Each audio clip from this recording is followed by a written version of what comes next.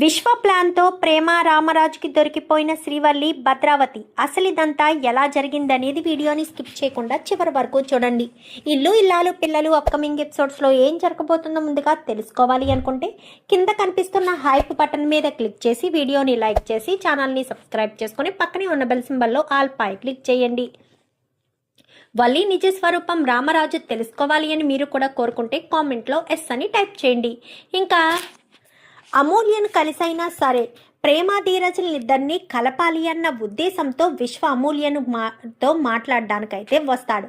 వచ్చేసరికి అదే సమయానికి అటుగా వెళ్తున్న సాగర్ అయితే చూసి విశ్వను కొట్టి ఇంకా అక్కడి నుంచి కాస్త పంపించేస్తాడు. అసలు నేను అమూల్యతో మాట్లాడాలనుకున్న మాట ఇది కాదు కదా, అసలు ప్రేమ ధీరజును కలపడం కోసమే కదా, అమూల్య విషయంలో నేను ఇది తప్పుగా ప్రవర్తించట్లేదు కదా, ఎవరు నన్ను ఎందుకు తప్పుగా అనుకుంటున్నారు అని చెప్పి విశ్వ బాధపడుతూ ఉంటాడు. బాధపడుతూ ఉండేసరికి మరుసటి రోజు మళ్ళీ వెళ్తాడు.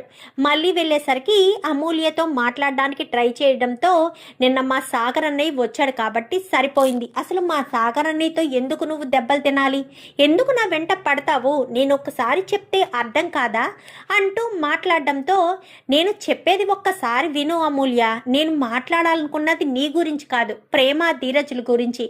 నా చెల్లి మా బావ విడిపోతే నాకు మాత్రం బాధగా ఉండదా, ఒకప్పుడు ఉన్న విశ్వాన్ని కాదు ప్రేమ అమూల్య నేను, నువ్వు ఎప్పుడైతే నాకు క్షమాభిక్ష పెట్టావో ఆ క్షణం నుంచి నేను మారాను. మా అత్త మా నాన్న మాటలు వినకుండా ప్రేమ ధీరజుల్ని కలపాలి అన్న ఉద్దేశంతోనే నేను నీతో మాట్లాడడానికి వచ్చాను అనగానే నాతో ఏం మాట్లాడతావు, అయినా వాళ్ళిద్దరిని కలపడానికి నేనేం సహాయం చేయాలి అనగానే నేను చెప్పినట్టు చేస్తావా అనేసరికి నువ్వు చెప్పినట్టు నేను చెయ్యను, అర్థమవుతుందా, వాళ్ళిద్దరూ కలవాలనుకుంటే కలుస్తారు, లేదంటే లేదు, నువ్వేమన్నా ఒక్కడివి చెయ్యాలనుకుంటే చెయ్యి, అంతే తప్ప నన్ను ఇన్వాల్వ్ చెయ్యొద్దు అంటూ అమూల్య కాస్త అక్కడి నుంచి వెళ్ళిపోతుంది. ఇదేంటి అమూల్య ఎలా మాట్లాడింది, నేను వీళ్ళిద్దరినీ ఎలా కలపగలను, అసలు వీళ్ళిద్దరూ విడిపోవడానికి ఆ రోజు అంత పెద్ద గొడవ నాన్న ఎందుకు చేశారు, కావాలనే ధీరజ్ బావను రెచ్చగొట్టినట్టు అనిపిస్తుంది, అసలు ఎందుకు ఇదంతా జరిగింది ఏమీ అర్థం కావట్లేదు, సడన్గా అత్త ఎందుకు నానమ్మ పుట్టినరోజుకి ఆ ఇంట్లోకి చేయడానికి ఒప్పుకుంది అంటే ఏదైనా బలమైన కారణం ఉందా, ఏదో ఒక కారణం చేతే అత్త ఒప్పుకుంది అని అనిపిస్తుంది. ఏం జరుగుంటుంది, అంతకుముందు డిన్నర్ చేసేటప్పుడు కూడా అడిగితే వద్దు అని చెప్పింది, తెల్లవారేసరికి ఒప్పేసుకుంది అంటే ఆ రాత్రి ఏదో జరిగింది, ఏం జరుగుంటుందో అర్థం కావట్లేదే, అది ఎలా తెలుసుకోవాలి అని చెప్పి ఆలోచిస్తూ ఉన్నదానికి ఇంకా అలా ఆలోచిస్తూ కారిడార్లోకి వచ్చేసరికి ఈ ఇంటి నుంచి వల్లి ఆ ఇంటి నుంచి భద్రావతి ఇద్దరు సైకిల్ చేసుకోవడం చూస్తాడు. ఇదేంటి వల్లి అత్త ఏం సైకిల్ చేసుకుంటున్నారు, ఏ విషయం గురించి సైకిల్ చేసుకుంటున్నారు, కొంపదీసి వీళ్ళిద్దరూ కలిసి ప్లాన్ చేసి ఇదంతా చేయలేదు కదా, ఆ రోజు రాత్రి ఏం జరిగిందనేది తెలుసుకోవాలి అంటే ఒక్కసారి సీసీ కెమెరాలు చెక్ చేస్తే ఇబ్బంది ఉండదేమో అనుకుని విశ్వ కాస్త సీసీ కెమెరాలు చెక్ చేస్తాడు. చెక్ చేసేసరికి వాడికి వచ్చిన అనుమానమే అక్కడ ఉంటుంది.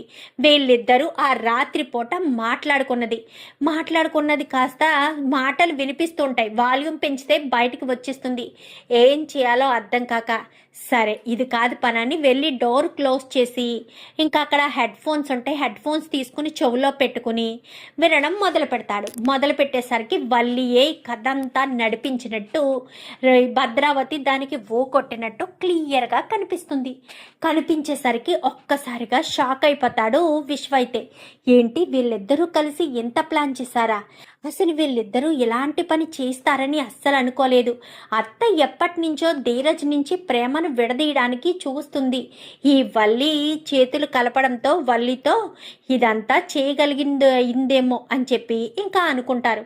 ఇంకా అలా అనుకున్న తర్వాత ఏం చేయాలి అని ఆలోచిస్తూ అదంతా కూడా తన దగ్గర పెట్టుకుని ఇంకా ఆలోచిస్తూ ఉంటాడు. ఇంకా ఆలోచిస్తూ ఉండగా సడన్గా ఒక ఆలోచన వచ్చి ఒక సినిమా గుర్తొస్తుంది.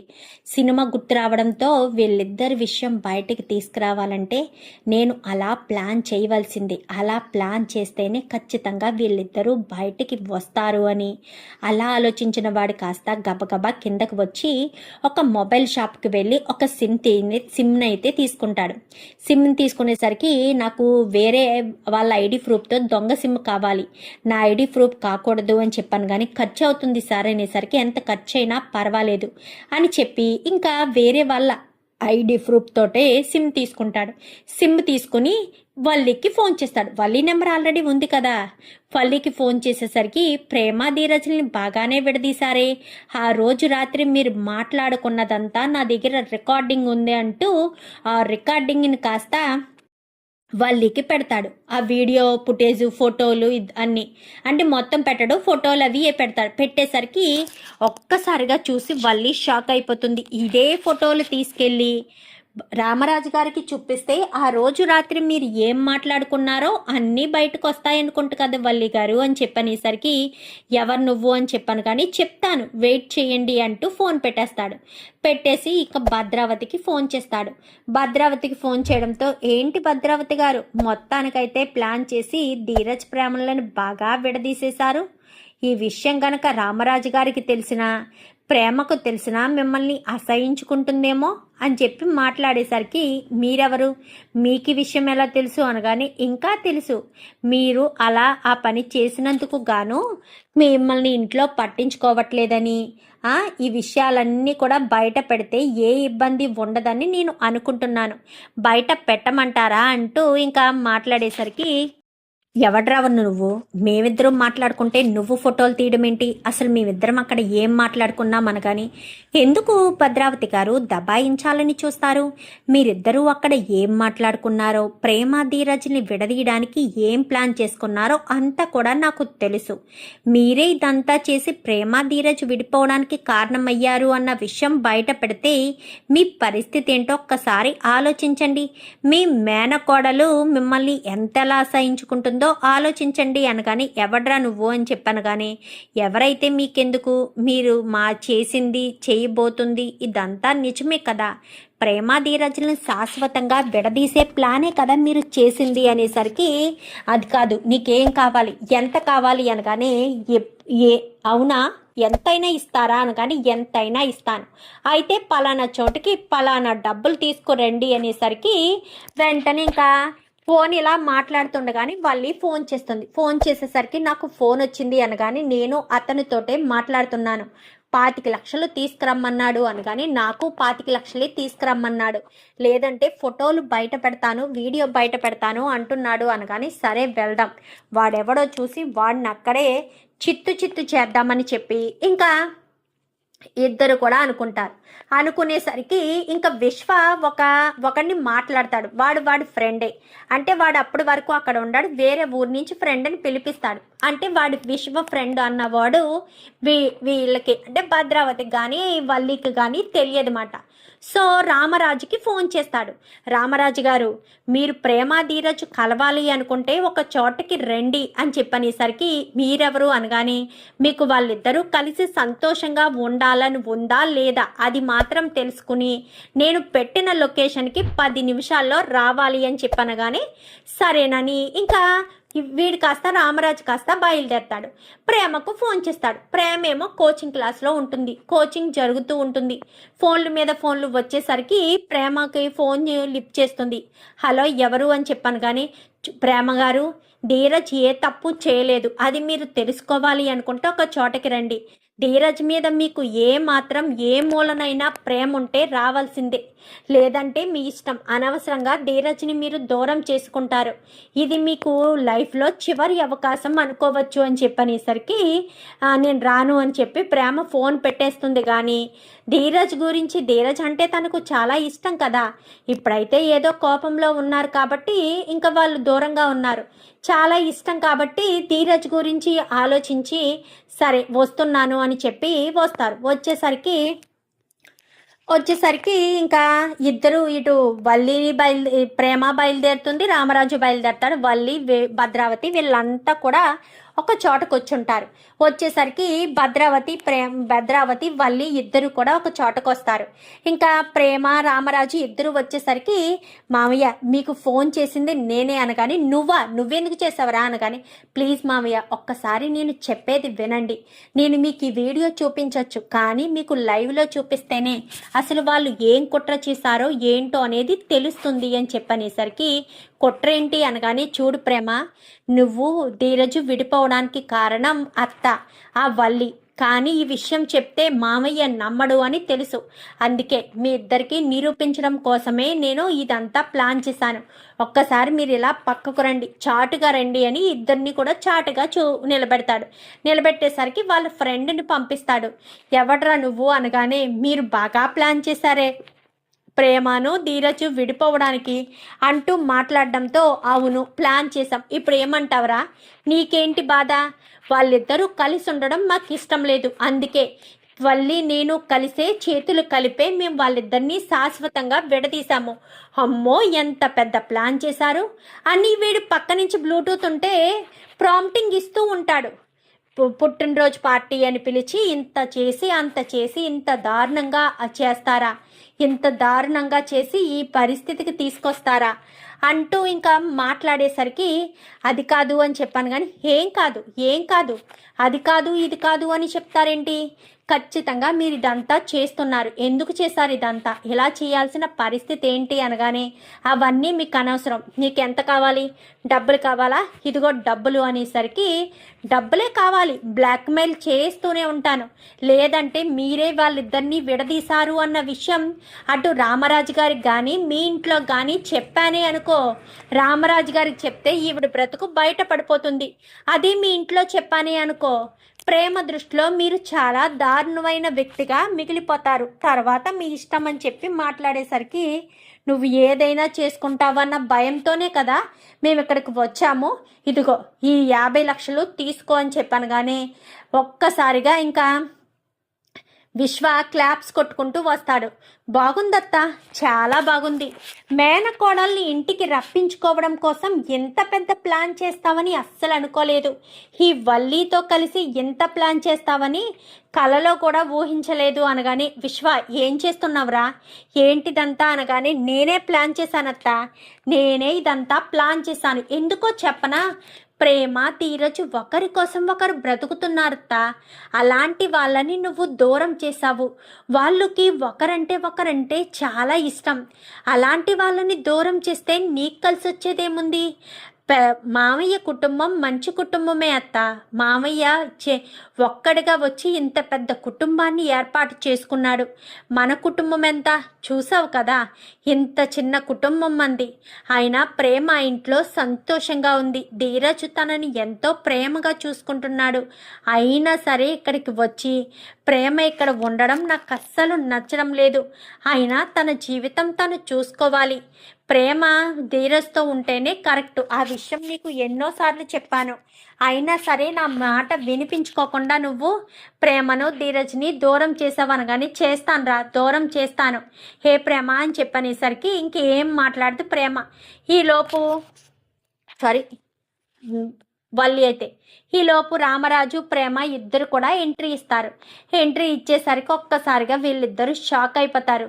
చూసావా ప్రేమ, అత్త ఎంతకు దిగజారిపోయిందో, నిన్ను ధీరజ్ని విడదీయడం కోసం ఈ వల్లితో చేతులు కలిపి ఇంత బ్యాడ్గా ఇంత దారుణంగా మాట్లాడేటట్టు ఇంత పూలిష్గా ప్రవర్తించేటట్టు చేసిందా, అయినా నా భర్తను నా నుంచి దూరం చేయాలని ఎందుకు అనుకుంటున్నారు, నేనిప్పుడు ధీరజ్ మీద కోపంతో దూరంగా ఉంటే మాత్రం ధీరజ్ని శాశ్వతంగా వదిలేస్తానని ఎలా అనుకున్నావత్తా, ఈ వల్లితో కలిసి అంటూ వల్లి చెంప పగలగొట్టేసరికి ఒక్క దెబ్బ సరిపోదమ్మా ప్రేమ, ఇంకో దెబ్బ కూడా వేయాల్సిందే అనేసరికి మరొక్కసారి కొడుతుంది. ప్రేమ అనగానే చీ నోర్మి అక్క, నువ్వు చేసిన తప్పుల ముందు ఇదంతా ఒక చిన్నపాటిది, మామయ్య గారు మీకు వల్లి అక్క గురించి చాలా నిజాలే తెలియాలి, ఆ విషయాలన్నీ ఇంటికి వెళ్ళాక చెప్తాను, ఈ ప్రేమను ఈ వల్లిని మాత్రం ఎట్టి పరిస్థితుల్లోనూ వదిలిపెట్టొద్దు అని చెప్పనేసరికి రారా అంటూ ఇంకా విశ్వ తన ఫ్రెండ్ని తీసుకుని వెళ్ళిపోతాడు. ఇంకా వల్లి ఇటు భద్రావతి ఇద్దరు అక్కడే ఉండిపోతారు. ఇదంతా నా మేనల్లుడు కలిసి ప్లాన్ చేసి రామరాజుని ఆ ప్రేమను తీసుకొచ్చి మనమే ఇదంతా చేశాము అని చెప్పి రుజువు చేసేసాడు. ఇప్పుడు ప్రేమ ధీరజ్ ఇద్దరు కలిసిపోతారు అని చెప్పి ఇంకా భద్రావతి అయితే తెగ టెన్షన్ పడుతూ ఉంటుంది. ఈలోపు వల్లి అక్కడే ఉంటుంది. ప్రేమ ధీరజ్ అనుకుంటూ పరుగులు పెట్టుకుంటూ వచ్చేసరికి ధీరజ్ గదిలో ఉంటాడు. పరుగులు పెట్టుకుంటూ వచ్చి హగ్ చేసుకుంటుంది. ధీరజ్ అని చెప్పాను కానీ ఏంటే నా మీద కోపం పోయిందా ఏంటి, ఇంటికి పరుగులు పెట్టుకుంటూ వచ్చేసావు అనగానే నిన్ను వదిలి నేను క్షణం కూడా ఉండలేకపోతున్నానురా, నన్ను క్షమించరా, నిన్ను తప్పుగా అర్థం చేసుకుంటున్నాను. ఇదంతా ప్లాన్ చేసి మరీ మన ఇద్దరిని విడదీసింది మా అమ్మ వల్లి అక్క. ఇద్దరు కలిసే ప్లాన్ చేశారు. మా అత్త వల్లి అక్క ఇద్దరు కలిసే ప్లాన్ చేశారా అని చెప్పనేసరికి ఏమంటున్నావే అనగానే అవును, ఇద్దరు కలిసి ప్లాన్ చేసే నిన్ను నన్ను శాశ్వతంగా వేరు చేయాలని వీళ్ళు ఇంత పెద్ద ప్లాన్ చేశారు అంటూ మాట్లాడడంతో నమ్మలేకపోతున్నానే అని చెప్పాను. కానీ నాకు నమ్మకం కలగలేదు. మా అన్నయ్య రుజువు చేయించాడు. మా అన్నయ్య రాత్రి సీసీ ఫుటేజ్లో చూశాడంట. అది ఎంతవరకు నిజమా అన్న విషయం తేల్చుకోవాలి అన్న ఉద్దేశంతో వీళ్ళిద్దరికి వేరువేరుగా ఫోన్లు చేసి డబ్బు డిమాండ్ చేసేసరికి ఇంకా పరుగున డబ్బులు తీసుకుని వచ్చేసారు అని చెప్పి మాట్లాడడంతో ఒక్కసారిగా షాక్ అయిపోతాడు ధీరజ్ అయితే. ఇంకా వల్లి ఏది అని చెప్పి రామరాజు ఇంట్లోకి వచ్చి బుజ్జమ్మ అని పిలుస్తాడు. ఏంటండి అనగానే వల్లి రాగానే నాకు చెప్పు అనేసరికి వల్లి ఎప్పటికో వస్తుంది. వచ్చేసరికి వల్లి లోపలికి రావడంతో ఒక్క నిమిషం వల్లి అని చెప్పనేసరికి ప్రేమ అని చెప్పాను. కానీ చెప్పండి మామయ్య, వల్లి గురించి ఇంకా ఎన్నో నిజాలు ఉన్నాయి, దాచాను, అన్నీ బయట పెడతాను ఇంటికి వెళ్ళాక అని చెప్పావు కదా, ఆ నిజాలు ఏంటి, అసలు వల్లి మా దగ్గర దాచిపెట్టిన నిజాలు ఏంటి అనగానే ఒకటా రెండా మామయ్య, వేళ్లతో లెక్కపెట్టి చెప్పడానికి చాలా నిజాలే దాచిపెట్టింది అని చెప్పాను. కానీ చాలా నిజాలా, ఏంటవి, ఎందుకు దాచిపెట్టింది అనగానే అప్పుడు నా నగలు దొంగతనం చేశారు అని చెప్పి తిరుపతి బాబాయ్ మీదకి నేరం నెట్టేసి తిరుపతి బాబాయిని తీసుకొచ్చారు కదా, ఆ నగలు దొంగతనం చేసింది తిరుపతి బాబాయ్ కాదు మామయ్య, వల్లి అక్కే ఆ నగలు దొంగతనం చేసింది. ఆ విషయం బయటపడితే తనని ఇంటి నుంచి ఎక్కడ బయటకు గెంటేస్తారేమోనన్న ఉద్దేశంతోనే ఇదంతా చేసింది అనేసరికి ఏంటి నాన్న ఇప్పుడు అడుగుతున్నారేంటి అని చెప్పాను. కానీ అడగాల్సిందేరా, ఎందుకంటే భద్రావతి వీళ్ళిద్దరూ ప్లాన్ చేసే కదా ప్రేమ ధీరజులు విడిపోయేటట్టు చేశారు. పైగా ఆ రోజు పుట్టినరోజు ఇంట్లో చెయ్యమని ఈ పగడ్బందీగా ఈ ప్లాన్ అంతా చేసింది భద్రావతి అనుకున్నాను. కానీ వల్లియే భద్రావతికి సలహా ఇచ్చింది. ఇన్ని దుర్మార్గాలు ఇన్ని దారుణాలు చేసిన వల్లి గురించి ఇంకా మీరు తెలుసుకోవాల్సినవి చాలానే ఉన్నాయని ప్రేమ చెప్పింది. అవేంటో అని తెలుసుకుని నేను ఇన్ని రోజులు నా కళ్ళు కప్పి జరుగుతున్న మోసాన్ని ఎలా తెలుసుకోలేకపోయానా అని బాధపడుతున్నాను, భయపడుతున్నాను అనేసరికి ఏమండి అనగానే నాకేం అవ్వదు, నేను బాగానే ఉంటాను అని చెప్పి రామరాజు అయితే చెప్తాడు. అంతేకాదు నాన్న అంటూ చందు మొదలెడతాడు. ఏంట్రా పెద్దోడా, నీకు కూడా తెలుసా అనగానే అవును నాన్న, స్కూల్లో ఎంఏ ఇంగ్లీష్ అని చెప్పి స్కూల్లో జాయిన్ అయిందా, తను ఎంఏ ఇంగ్లీష్ కాదు, తను కేవలం 7th వరకే చదివింది నాన్న. ఆ చదువు అంతా కూడా 7th వరకు చదివినా ఈవిడి గారు ఎంఏ ఇంగ్లీష్ అంటూ చెప్పి మనల్ని మోసం చేసింది అంటూ ఇంకా చందు అయితే చెప్తాడు. అంతేకాదండి, కడుపని నాటకమాడి ఇంట్లో అడుగు పెట్టింది, ఆ కడుపు నర్మద వల్లే పోయింది అని చెప్పి నర్మద మీద నింద వేసింది అనగాని అంతేకాదు నాన్న అంటూ ఇంకా ధీరజ్ కూడా చెప్తాడు.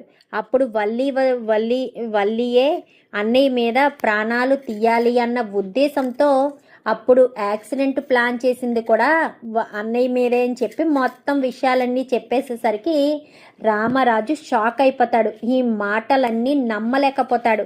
ఎందుకంటే ఇన్ని రోజులు కూడా వల్లి చాలా మంచిది అని అనుకుంటూ ఇన్ని రోజులు తెగ సంతోషపడ్డాడు కదా, వల్లి మీద ఎన్నో ఆశలు పెంచుకున్నాడు కదా, వల్లియే నా ఇంటికి తగ్గ కోడలు అని ఎంతో ఉవ్విళ్ళూడాడు కదా. సో ఇప్పటికి ఇలా జరిగేసరికి రామరాజు ఒక్కసారిగా షాక్ అయిపోతాడు.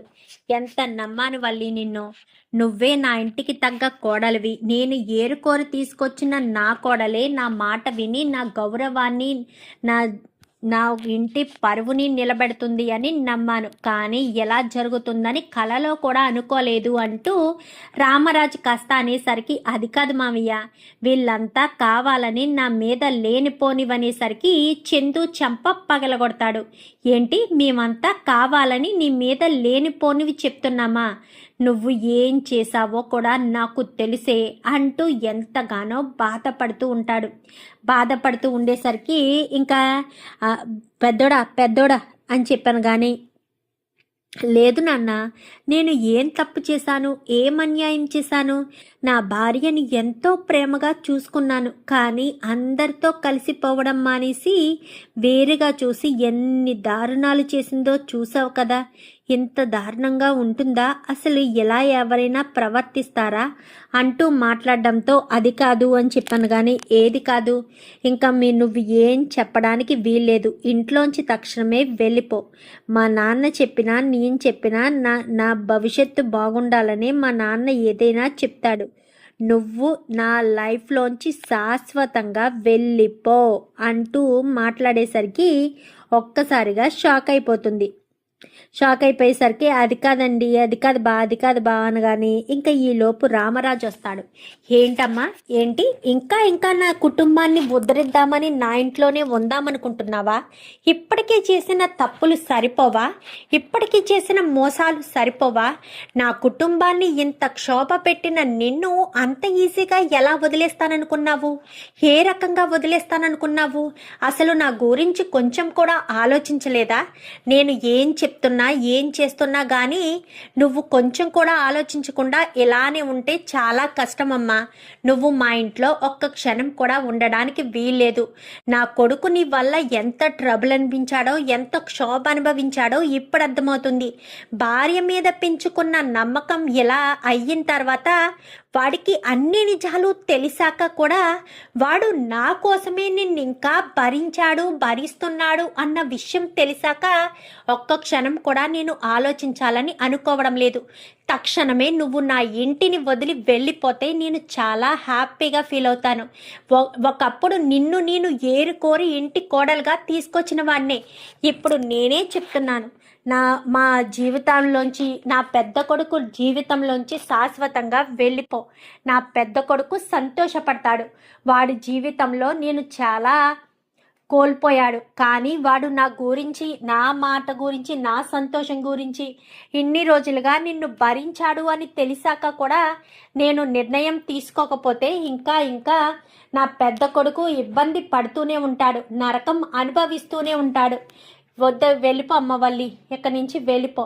ఇక్కడి నుంచి నీ లైఫ్ నీది, మా లైఫ్ మాది. మా జీవితంలోకి మాత్రం నువ్వు తొంగి చూడొద్దు. నువ్వు నీ జీవితాన్ని చూసుకో.